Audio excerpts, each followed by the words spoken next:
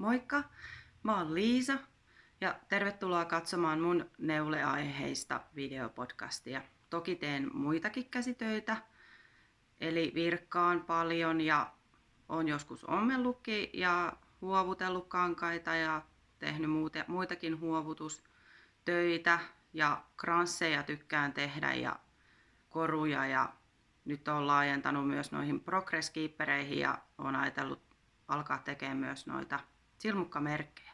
Mutta pääsääntöisesti kuitenkin tykkään neuloa eniten ja olen odottanut tosi pitkään ja hartaasti, että pääsen kuvaamaan mun ensimmäistä jaksoa, että ainakin jotain parisen vuotta on odottanut jo vuoden, kaksi sitä, että milloin tulisi se hetki, että mä pääsisin vihdoin ja viimein kuvaamaan mun omaa jaksoa. Olen kuitenkin yli 30 vuotta jo tehnyt käsitöitä ja sehän lähti silloin pikkutyttönä niistä ketjusilmukoiden virkkaamisesta ja siitä sitten laajentunut neulomiseen ja siitä eteenpäin. Ja viimeiset 10 vuotta on tosi aktiivisesti tehnyt ja nyt tuntuu siltä, kun on seurannut tosi paljon erilaisia noita podcasteja, niin nyt haluan alkaa kuvaan sitten omiakin jaksoja. Ja mulla ei ole tällä hetkellä kauheasti mitään uusia valmiina, koska maaliskuu meni kauhean nopeata vauhtia ja meillä oli lapset. Lapset oli siinä kipeänä aika paljon, eli tosiaan mulla on mies ja sitten 3 tyttöä ja asustellaan Tampereella. Mutta mä voisin nyt näyttää vähän näitä töitä, mitä mä oon ajatellut tässä nyt seuraavaksi tehdä. Keskeneräisiä mullahan on aina monta kerrallaan, kun mä tykkään välillä vaihtaa työtä ja sitten aina tulee tarpeellisia töitä välissä, että täytyy alkaa tekemään vaikka tytöille villasukkia tai itselle tai jotain muuta, niin sitten täytyy laittaa joku pidempiaikainen työ sivuun ja tehdä välissä sitten näitä pienempiä töitä.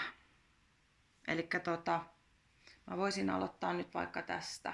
Mulla on itselleni nyt tosiaan, kun osallistun siihen Nonnun neulojan sukkalaatikko 2019 haasteeseen.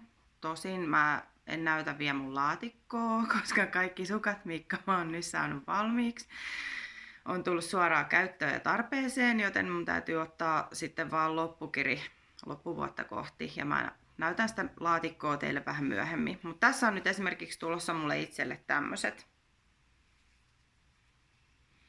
Ihan tämmöstä ohutta sukkalankaa ja valmiiksi raidottuvaa. Ja mulla on tässä, nämä on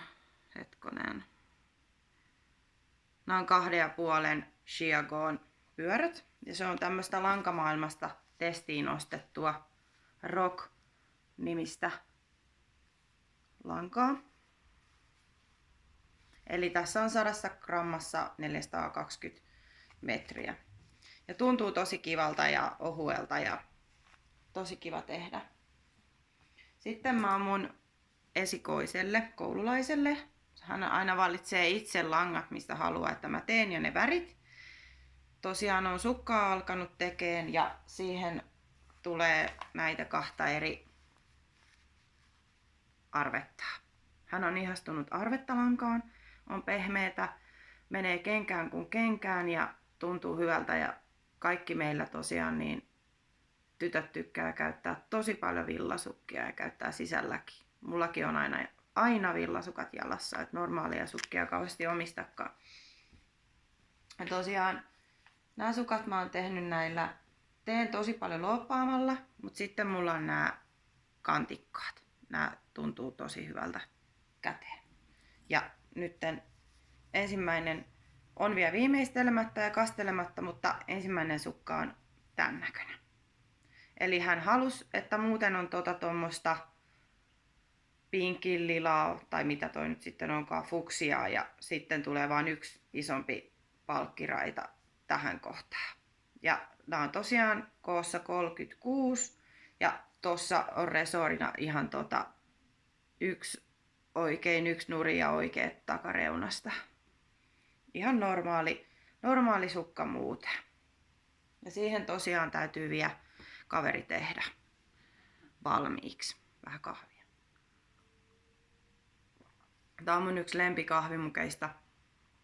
Elvis. Niin kuin huomaatte, tuolla on myös Elvis. Eli mä tykkään Elviksestä. Ja tää muki on Amerikoista asti saatu tuliaisena, kun mulla sukulainen on asunut siellä, niin oon saanut sitten sieltä. Joo, ei siitä sen enempää.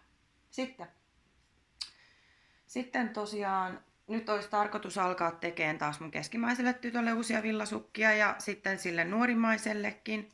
Kattelin, että niiden sukat on tosi hyvin käytettyjä jo. Ja hän halusi väriä vaihtavaa lankaa ja on ostanut kokeiluun tämmöstä lankamaailmasta. Eli Rainbow Sock. Ja 2 yhtä aikaa ajattelin tehdä. Ihan perussukkaa muuten tämmöstä kokeilua. Ja tässä on 200 metriä 50 grammassa. Eli 400 metriä 100 grammassa. Joo. Ja en ole vielä päättänyt, että mistä langasta teen sille mun nuorimaiselle sukat. Sitten mulla oli ilo ja kunnia saada tehdä Marika Lepistön eli Koukuttajan kootut podcastin testineulonta valokkisukat, joihin on nyt ilmestynyt Ravelryssä ilmaisohje. Nämä on jo vähän kuulahtanut, kun mä oon näitä heti pistin jalkaan, niin en malttanut olla pitämättä. Mutta sain tehdä testineulosukat ja mä tein siinä isommalla silmukkakoolla, että 68S ja tosiaan tämän näköiset. Mutta tosiaan kengissä on jo pitänyt kun aivan ihanat ohuet. Ja nämä oli Zoppelin Hand Dyed Cat Print Bambus Plus. Eli semmoista, missä on bambua mukana, niin sukkalankaa, ohutta sukkalankaa ja aivan ihanat ja ihana ohje. Ja kiitos Marikalle vielä. Mitäs sitten? Sitten mä voisin näyttää tästä näitä, kun mä innostuin tekemään näitä Progress Keepereitä. Eli mä oon nyt tehnyt vaan pari aluksi. Ja nämä pohjat mä sain taas sieltä Amerikoista. Ja kun tykkään kahvista, niin tein tämän näköiset korut. Ja nämä on ihan kevyitä nämä. Ja aivan ihanat sitten. Toinen on tommonen kahvikuppi. Mä tykkään näistä ja sit mulle tulee aina se tietty sukulainen mieleen, kun mä käytän näitä, joka on siellä Amerikoissa ja ei olla nähty pitkään aikaa, niin on ihana muistella häntä sitten. Sitten on lapasprojektia kanssa noille lapsille. Eli tää nyt on vielä kesken, peukalo puuttuu ja keskimmäinen lapsi on taas valinnut värit, langat. Ja nämä tulee ristikkäin, eli nyt tässä on ensimmäinen keskeneräinen tumppu. Eli muuten valmis, peukalo puuttuu ja ihan perus. 2 nurin resoria ja kiilapeukaloja. Sitten täällä on molemmin puolin päätäni tai sormien kärkiä, niin nämä kavennukset. Ja tässä on Janne, tämä väri. Ja tää on sitä lankamaailman Silver Softia tai Silver Dreamia. Mä en ole ihan varma, mä muista kumpaa tää on, mutta palaan asiaan, kun löydän sen tiedon tuolta, että kumpaa on tähän käyttänyt. Ja sitten tähän tosiaan tulee Jannesta peukalo ja toiseen tumppuun tulee toisinpäin. Eli tämä osa tulee Jannesta ja yläosa tulee sitten tästä Silver Soft tai Silver Dream langasta. Ja tässähän on kimalletta ja ei ole mitään vahviketta. Kestää mitä kestää. Meillä lapset saa hyvin paljon valita, että mistä ne tykkää ja sitten tehdään ja kestää mitä kestää ja sitten tehdään uudet. Se on meillä sille pari vielä ja peukalo. Sitten joo, mä oon ostellut lankoja, vaikkei tarvis. Joo, eli mulla on tässä nyt vähän vanhempi Novitan lehti. Tää on toinen 2018.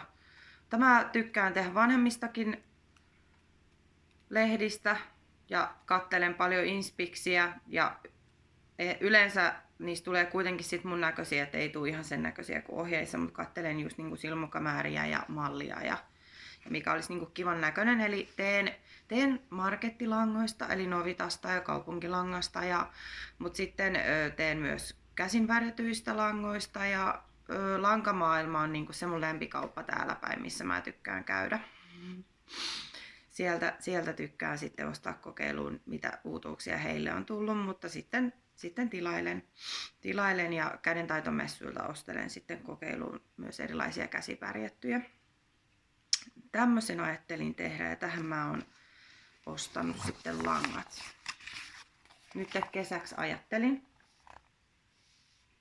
tämmöistä kimonomallista, mutta ei tule vaaleansävyisenä. Eli mä oon ostanut siihen Novitan tämän väristä. Tää on niinku tämmöistä granaattiomenan väristä, granaattihedelmä.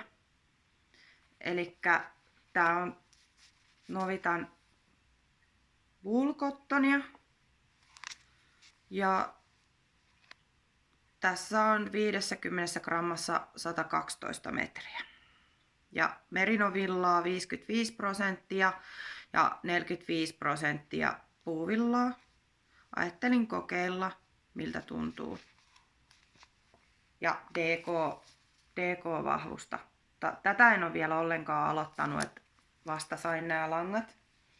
Ja sit mä löysin tästä lehdestä toisenkin ihanan ohjeen, minkä mä ajattelin tehdä. Nyt mä oon aloittanut jo noita laukkujakin tekemään ja pussukoita virkkaamaan, mutta niihin mä palaan sitten toisessa jaksossa. Nyt mulla on tämmönen neulepaita ja neuletakki villitys menossa. Eli jos tästä näyttäisi nyt niin. Tämmönen laatikkomallinen, minun mielestäni kivan näköinen. Ja tää on tehty Novita isovelilangasta ja ajattelin siitä samasta langasta nyt tehdä ja ostin tämän väristä.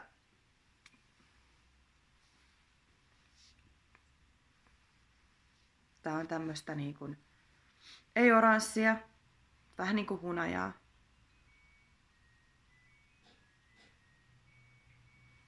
Ja tässä on 100 grammassa 130 metriä.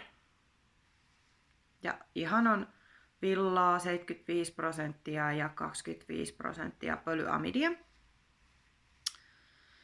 Eli vaan uutta puikoille, kun jotain saa valmiiksi. No, mutta sitten on vielä yksi, mitä mä ajattelin jossain kohtaa aloittaa. Ja tästä mä oon haaveillut jo kans pitkään, että vaikka tää ei ole kauhean kesäinen, mutta kyllä se syksykin sieltä taas sitten kesän jälkeen tulee, eli tää Shimo-paita. Tää on Taitolehdestä numero 1 2019. Ja siihen mä ostin sitten Isakerin Silk Mohairia, tämmönen ihana puuteri roosa. Ja tässä on tosiaan mohairia 75% ja silkkiä 25%. Ja sen kaveriksi sitten tilasin Titityystä Tukuwool fingeringiä. Ja tää on just tämmönen ihana, kanssa tämmönen vähän niinku marjapuuron värinen, missä se näkyisi. Ihan ei väritero. No ehkä tossa, sen värinen. Ja tää on tosiaan Tukuwool fingeringiä. Ja värissä ruso. Ja 50 grammassa 195 metriä. Ja näistä sitten yhdessä tulisi sitten se paita. Aivan ihanaa. En malta odottaa, että pääsen kakuttaa nämä ihanat Tukuwool vyyhtit. Sitten, olikos mulla vielä muuta?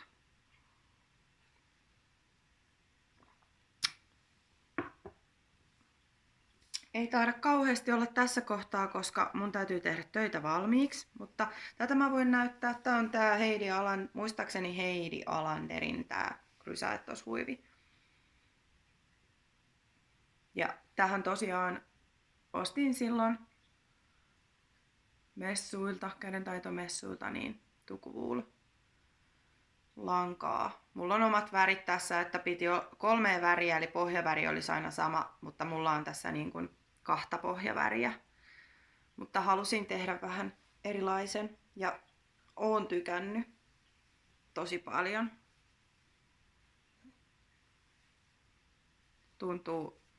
Tuntuu kivalta ja näyttääkin kivalta. Sitten tähän loppuun mä voisin säästää niitä asioita, mitkä ei liity niinkään neulomiseen. Eli nyt esimerkiksi mulla on kevätvillityksenä, mä oon alkanut tekemään taas kransseja. Ja nyt mä aloitin ensimmäteen sisälle ja sitten varmaan myöhemmin mä teen tonne ulos eri materiaaleista. Ja nyt mä aloitin tämmöstä Tuulia Designin kranssipaketista tämmöstä aivan ihanaa kranssia. Tää on vielä vähän kesken. Eli tähän tulee vielä semmonen helmirengas näitten ihanien kangaskukkasten keskelle ja availlaan vähän paperinarusta lehtiä. Ja sitten mä voinkin miettiä, mihinkä tämän voi kotona laittaa. Että nämä on myös niitä, mitä mä tykkään tehdä. Tuossa nyt on vähän jo lehteä ruvettu aukomaankin tuosta paperinarusta. Pääsiäinen tulee, niin täytyy askarrella lasten kanssa. Ja sitten varmaan seuraavassa jaksossa mä näytän niitä, mitä mä oon pääsiäiseksi tehnyt. Ja laukkuasioita. Ja sitten sen sukkalaatikon, jos sinne nyt tulee vielä siihen mennessä valmiita sukkia, kun tähän asti kaikki on päätynyt käyttöön ja jalkoihin suoraan. Ja no sen mä voisin vielä sanoa, kun varmaan unohdin, että tosiaan nyt on tiistai. Moneskohan päivä nyt sit mahtaa olla? Oiskohan 9. päivä? 4. Joo. Ja tosiaan kun on vapaa päivä töistä, niin tää oli oivallinen hetki nyt vihdoin ja viimein alkaa kuvaan omaa podcastia. Ja kiitän jo etukäteen kaikkia teitä, jotka katoitte mun jakson ja laittakaa kommenttia. Ja heti kuvataan uutta jaksoa, kun on jotain tullut valmiiksi ja sitten taas palataan mukaviin neuleaiheisiin. Mutta nyt mä voisin sanoa teille kaikille moikka ja jatkaa vähän tätä kahvin juomista ja tietenkin jatkaa noita ihania käsitöitä ja viettää mukavaa vapaapäivää ja lähteä sitten myöhemmin vähän omille asioille. Moikka!